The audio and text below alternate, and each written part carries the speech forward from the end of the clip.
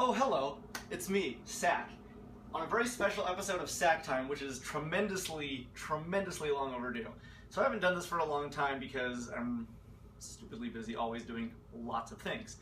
However, for the past, I don't know, month, 2 months, 6, 10, 12, 14, probably several years, I've actually been looking for a device that I found that I really wanted to show you guys.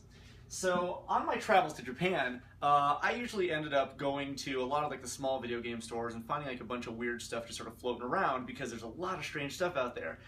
And for like $3 at some like secondhand Japanese store, I ended up finding something that was one of the most remarkable inventions, and not because it's good, but because you look at it and say, why? So today, I want to show you something. First off, this is the Game Boy Advance SP, one of the coolest systems that's ever come out. Everything about this thing is virtually perfect, save for the fact that it doesn't have a native headphone jack. But it's compact, it's wonderful, it's got a built-in battery. I tend to forget that like at one point it actually didn't have like a backlight, it just had like this front light or no light at all.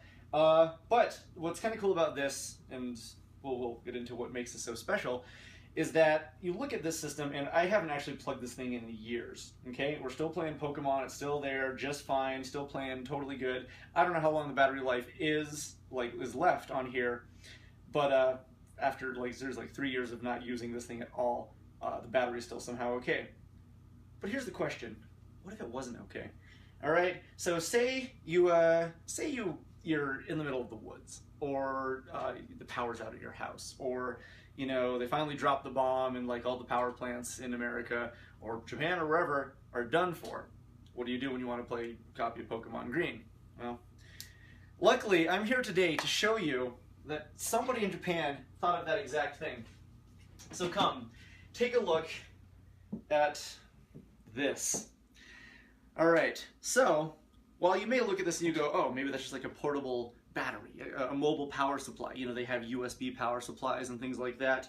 No such luck, because those things would still require power of their own through USB, or you plug it into a wall and you soup up the power from that. No, ladies and gentlemen, this is much better than all of those things. See that? Put it right in the Game Boy's butt, and you set it down. And if you really want to play while you're taking advantage of this little device, you better have a really good friend close by, because what your friend's going to do, it's going to whip this out,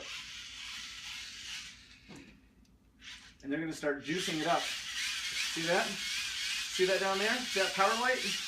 We're charging this by hand. So if you have 3 hours and you hate yourself, cool. You can totally use this thing. I know you're giggling because why would somebody make this?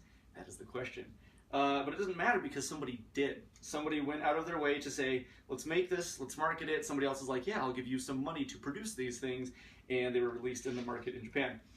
So, I don't really know why. I mean, I guess, like, again, you know, it might be more practical to hook up something like this to a bicycle that you could, you know, power through kinetic energy way more easily. This isn't very comfortable, but I mean, you know, it does the job. You can see that it clearly works. It's not fun, but again, you either have a really good friend or you spend the night, well, you can't like watch TV and do this because you don't have any power, or if you only have one outlet in your house and you have the TV plugged into that, then you do this.